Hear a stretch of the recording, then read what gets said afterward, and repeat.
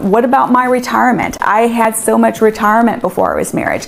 Ramos Law Group PLLC. Choose the firm that chooses you. How to keep your separate property assets separate although we're getting married. The first thing I would say, especially if this is not your first marriage, make sure I have documentations at the beginning of the marriage. Do I have a house? Did I own a house before marriage? Does it have a mortgage on it? Make sure I have copies of those statements. What about my retirement? I had so much retirement before I was married. Make sure you have those statements at the beginning of the marriage so that you know what the balances were. For example, I have a house that I owned prior to the marriage, and let's say there's $100,000 on the mortgage at the time of marriage. Now that we're getting a divorce, the mortgage has been reduced to about $50,000. Well, I know that income that I earn through my employment and my spouse's employment is community money, and that money was used to pay down the mortgage, that $50,000. Now the community has an interest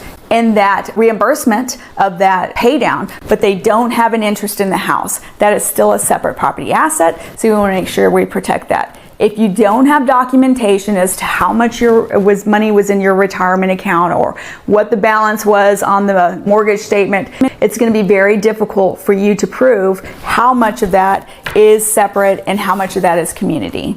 Protect yourself and go speak to a family law attorney if you need to figure out how to protect your separate property interests.